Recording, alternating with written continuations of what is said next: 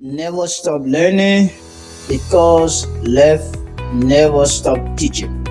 Welcome to Focus on Education on KG Flash with me, Ambassador Jimmy Josh. Every Monday, Wednesday, and Friday from 6 p.m. to 7 p.m. Nairobi, Kenya time, and from 3 p.m. to 4 p.m. Monrovia, Liberia town. This program looks into the comparative analysis and appreciation of the education systems of Liberia, Kenya, Africa, and the rest of the world with my everyday guests. Good morning, good afternoon, wherever you are following us live from Nairobi City, Kenya. We'd like to welcome you to the first edition of the program Focus on Education. Focus on Education is designed to solicit opinions and look deeper into the competitive analysis of the education system of Kenya, Liberia, Africa, and the rest of the world. And this program is streamed live on the KG Flash. Today we have our guest in person of M. Freeman Docket. Okay, so uh, what do you think that the audience will have to know who is Freeman? Well, thank you so much. I'm M. Freeman Docket, and the M stands for Marvin. I'm a scholar, an international student at the Kenyatta University in East Africa, Kenya, and I'm actually a teacher trainer at the Kakata Rural Teacher Training Institute, and where I train teachers for the junior secondary level. I'm the preparator for Star Africa, Liberia. It's in Liberia, right in Johnsonville, Monrovia. I have worked with a lot of organizations like the Red Cross of Liberia. I served as media officer. I served as content staff writer and content editor of the Ministry of Internal Affairs decentralization program. And I have served in different capacity as a teacher and principal of school. I'm also a media practitioner, so I'm very much happy to be here. Okay, thank you so much. Today you are a student of the Kenyatta University. So what are you studying? I'm studying language education at the educational department of the university, and mainly it is focusing on English. So what is the importance of language education? Well, language, as you know, there is no word that can exist without language. There is no human being that can exist without language. You need language to live. You need language to communicate. You need language to learn. So language is actually important to the development of every human being, the development of every nation, and the importance of language, especially like English for my country. Like you know, over the time, our country, there have been 14 years of civil crisis, and the country has actually gone back. I mean, backward. So my studying language here, especially English, is to go back to my country to be able to ensure that we promote the ability, the qualification of education in our country. So I think language is actually important because it is used as a vehicle to transport message. It is used as a medium of communication. So language is actually important. In every field of study, you have to use language to convey that nitty-gritty of the field. With your vast experience and background in the field of education in Liberia, now you are in Kenya here. What are some of the competitive analysis in order to compare, contract in terms of the strength and the weaknesses that you think that is between the Kenya education system and that of your vast experience in the Liberia education system? Well, let me first start with my country. Liberia is gradually doing well. The fact that we have young Liberians graduating from school, high school now at the age of 16, 15, 18, which was not like that before after the Civil War ended in 2003. Those days, if you hear a seventh grade or see a seventh grade student, that student is a man, that student is a woman, that student have children. But right now, if you see seventh grade student in my country, um, some are at the age 12, 10. That means Liberia is doing well gradually, and we are going to gradually get to where other developed countries are. We are going to get there. So I must applaud our educational system. As we know, they have been set back in the process because of the Civil War, and gradually we are gravitating, we are evoluting, we are evolving from the stage, from the dungeon of brain drain to now the peak of hope and qualitation of our education. But comparatively, if you should compare the educational system of our country to Kenya, there is a vast difference, a very vast difference. Kenya is ahead, especially if you look at the national goals, national educational goals of Kenya, and you look at the national educational goals of Liberia, you actually see that Kenya is in depth, though we almost have similar. The two countries are not in the same region. This is East Africa, where I am talking from, and Liberia is in West Africa. If you look at the two countries' educational goals, you find out that they have similarities. But Kenya educational goal is actually lengthy, and they place emphasis on technology. And technology is one of the key things in education because the world is gravitating from the archaic system of learning to the modernization, the modern system of learning. So Kenya educational system is actually on par. And if you look at the university at which we are here, the Kenyatta University, if you look at the top 200 universities in Africa, Kenyatta University ranks 23. And here you have students from Sudan, South Sudan, North Sudan, from Uganda, from Ethiopia, from the rest of the African countries, Nigeria, Liberia, they are all fully here. So I think Kenya is actually in the lead, and we must be able to commend them for what they are doing for Africa. If you talk about best professors, Kenya has. If you talk about talented students, youth, Kenya has. So I think it's a privilege. Those of us who are Liberians from West Africa, who are here, we should be able to cultivate, integrate some of these systems that we are seeing here and go back and implement it so that our educational system can be on par with this country educational system. Now, the origin of your country as history can say that from the American orientation, and Kenya is from the British orientation system. Now, if somebody asks you a straight jacket question, which is better, Yeah. the American system or the British system? Which one is preferable? Yeah. Well, the two educational systems are actually preferable. The British has their way of going about to educate, especially the words. We are here and we sometimes face some problems in conversation. The way the British speak their English is like different from the American English. So if you go here in Kenya, you go in the market and you say, I want salt, the market seller is not going to know what you are calling salt. You have to pronounce the S should sound out, the A should sound out, the L should sound out, and the T should sound out. So you say salt.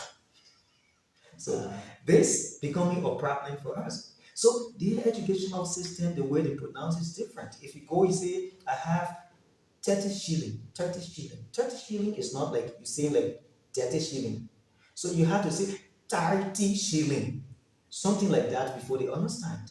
But The two educational systems are preferable, but what matters is how a country handles the educational system of that country.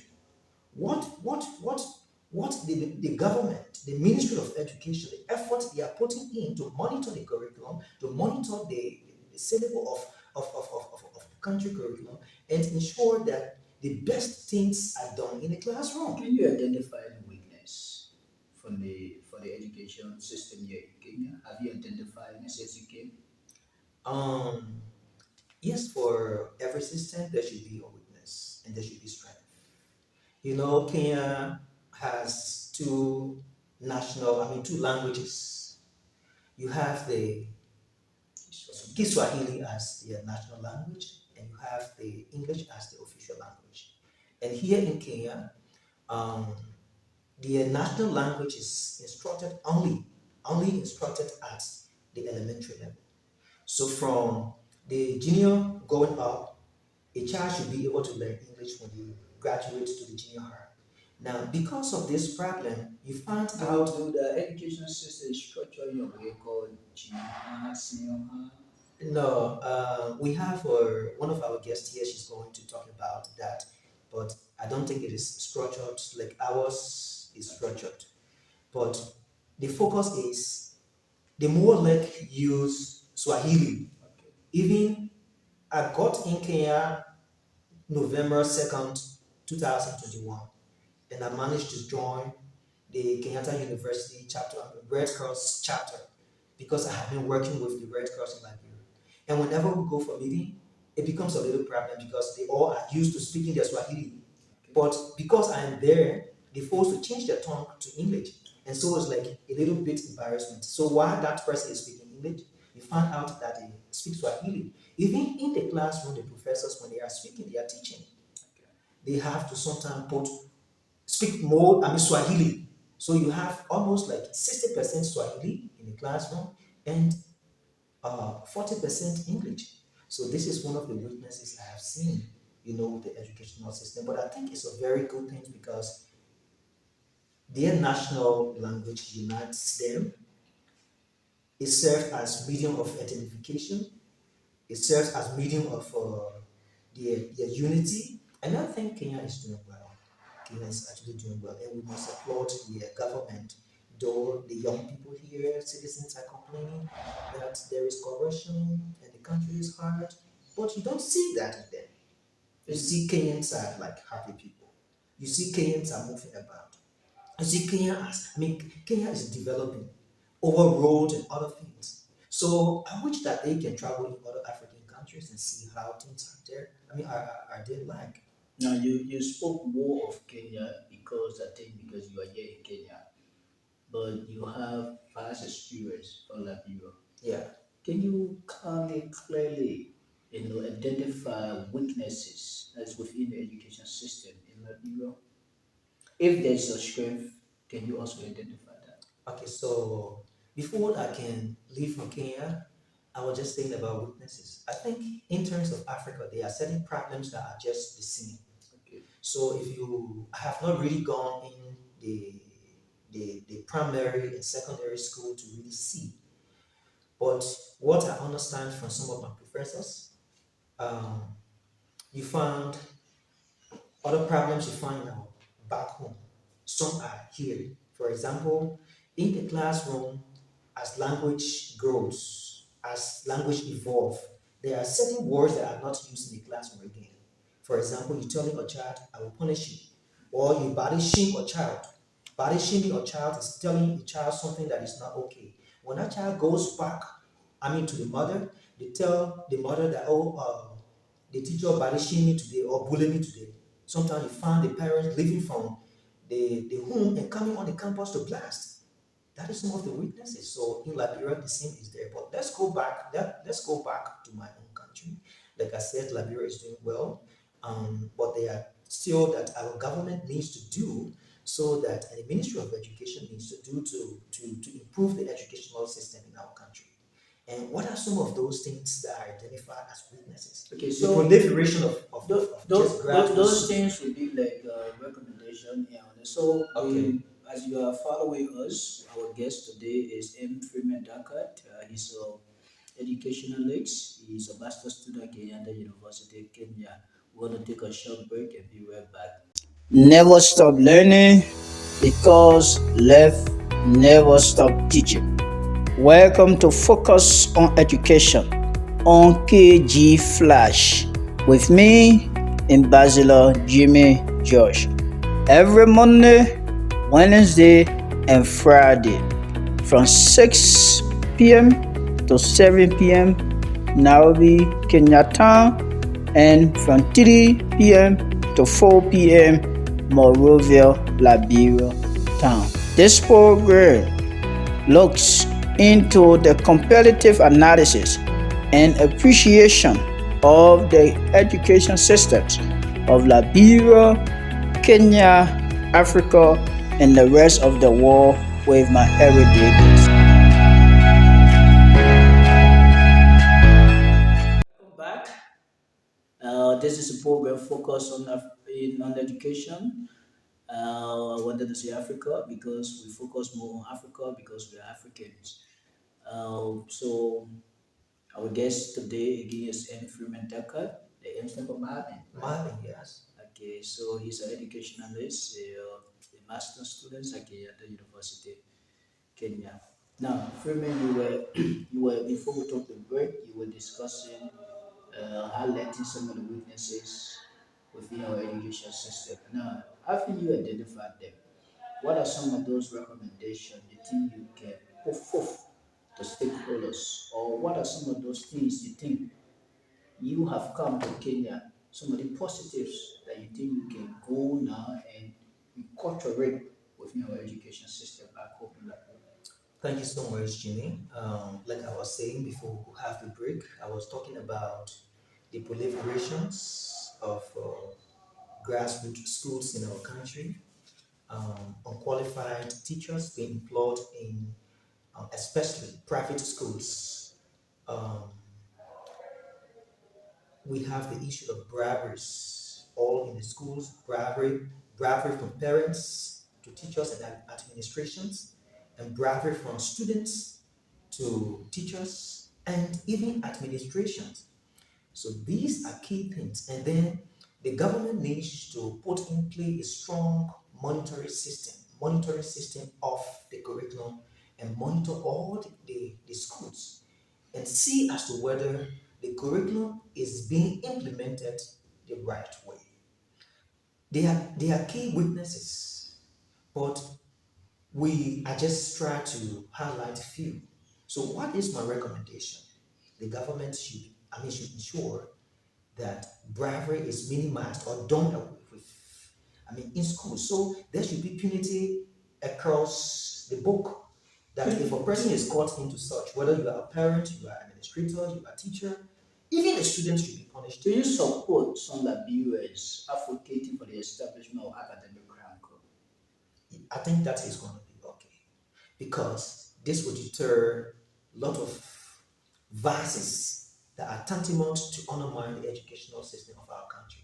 Jimmy, education is the bedrock of any society. Education is like the second to God because if a child learns, that child is independent, that child has self esteem, that child is able to make independent decision, informed decision. So if the child is not learning or that child goes to school and graduates with weak education, with poor education, quality of education, that child is able to be able to independently operate. So it becomes a problem. That's how we have criminality in our society. How about brain drain in our society? How about the issue about cheating on exam? Now, recently you are served as vigilators and you have read those procedures and policies that are written on the answer booklets. One key among them is that when you are caught cheating an exam, automatically you'll be terminated as a student of the Kenyatta University. Do you think that policy is good for our education system back in Liberia? 100%. This is very much 100% good. Look, I got so amazed when I serve as invigilator, invigilator is what we call proto in our country. And the students of the Kenyatta University, I believe it's a system here, it's not just Kenyatta University. You are not seeing pen with them. I mean, you are not seeing any other materials with them. With the time I have been Even our invigilating, phones. your phones. At And the all. only thing you see these children doing, you just see them bend their head and writing with the big, huge booklet that is given to them, and they keep writing, keep writing, keep writing. You are not seeing a child or a student communicating with another person giving answer or singling out to another person for answer. They work independently, and which that is in our country. This is diverse to our country. If you put three students together here, they must communicate. They are depending on one another. Don't allow or let your brother man fall. That is the, I mean, or the skin or slang, which is very much bad. Now, So Kenya is producing independent, self-esteemed, self-reliant young people that will be able to lead not just Kenya, but Africa. now you have written exams, and some of them consider them to be CAT, which is continuous assessment test, the earlier Yeah, structure here in Kenya. yeah, Now, let's focus on little bit on how these exams are structured. You realize that back home in our country, we focus more on multiple choice, multiple choice, margin, yes. fill in the blank. But the questions that you have come across in my very self here in Kenya, they are more expressive. Yeah. They are more of LC. Okay, do you think that style of structural exams can that also be? It is important for us to incorporate that too within the liberal education system. Yeah, I think it is very good. And especially if our teachers are trained to that, the students will follow. But if our teachers are not trained to that, the students will not follow. The teachers give multiple choice because it is not, they are not, the questions are not hard to be corrected. And because we have more lazy teachers, sometimes they only give one essay question or sometimes two essay questions. And they will tell your friend teacher and say, but why are you giving even two questions or other three questions? Do you have the time to correct all these papers? And the demotivation of teachers that their salary does not commensurate the work they do. These are some of the things that is permeating and weakening, deadening the educational value of our society. So I think there should be a reason, there should be reason, tangible reason for the government to ensure that teacher salaries are increased so that people work. So if you are not working in line with what you are making, you get out of the classroom. So I think yes, that educational system is good. Now let's come back to the questions you were talking about. Normally, Kenyans, the professors are going to give normally, usually 5 questions. There are 5 essay questions. Those questions has or have listed from label from A to whatever letter that the professor thinks. So that means if you have number one question to attend to, you have like that number one question has some branches or some other down in like A to B that you have to attend, A to B, C, D that you have to attend And to. number one is compulsory. Compulsory. And then you have to write lengthily to prove that those questions you really understand them. These are the process of educational system that is making the students here, the youth here, to be expressive. No Kenyan you are going to engage that they don't know how to express themselves. They express well. They know how to talk to you Yeah, because they are learning those things. I think they more like based on communicative skill with the education. They instruct more communicative skill so that the students are able to interact internationally with other students. back home we were told there's a type of test. We have the teacher-based test and the standardized test. Now, what we have observed and here that most of the lecturers who taught the students during the pure exam, you see different people serving as invigilators, and they are administer the exam we consider to be more of teacher based test because the questions are due directly from what have been taught to these students. Yeah, Okay, yeah, but it's a slight different back home. Professors, lecturers at the University of Liberia are very safe go there and they minister the exam. But likewise, in Kenya, you have different people who have been hired as a vigilator that the students don't even know, okay, to come and minister the exam. It's more of like the process of wire and what's back in Liberia. That's how the people here do the national Sure. the exam. Sure. Do you think the University of Liberia, the Cotton University, the Stella Maris, the UMU, the AMU, do you think that they can cultivate such a system that professors or lecturers that taught the students should not be the one to administer the exams to them? I think it is good. You have asked a very salient question. Um, this is what makes the people here independent, the students here independent, because you are not going to be in connection with the person that have taught you. Even if you are in connection with the person that have taught you, you are not going to interact with that person. They so much respect their professors here. They so much respect their lecturers here, and they have fear for their students. So I think it is good. And one of the recommendations I really want to recommend In here, addition to that, even the marking scheme, yeah, professors hire extra people to meaning the students don't even know who going to mark the papers. yeah, it's true. Yeah, that's true. So, like I was saying, one of the recommendations I really want to give, sometimes people travel from out of Liberia, they come for study, and they get the best, and they intend going back to implement. It is not true force. But then you find out that there are people that see you as possible threats to them. They see you like possible replacement to them, so they are not giving you the chance. They downplay what you have learned. They don't really want to give you the chance because they don't want you to shine. So I really want to recommend that the issue about people's oppression at a job area, especially when you know, the government should be able to see about that. And this is really drafting many of the young people who go out of the country and have learned and returned to the country and wanting to implement what they have seen. It becomes so much difficult. These are some of the problems. Okay, so thank you so much. Is there any final or closing statement? Kenya is a good place. Kenya is growing. Kenya is taking the lead of education. If only you come here, you are going to actually understand and know what I'm talking about. Kenya educational system is very strong. I got a scholarship to go to China, but after I was recommended to come here, I got so like, let me go and see. And the recommendation that Kenya has educational system that is very strong, so I should come here. I have actually seen it. So, I wrote a piece of writing over the time, and that the title was If a Man Becomes Confused.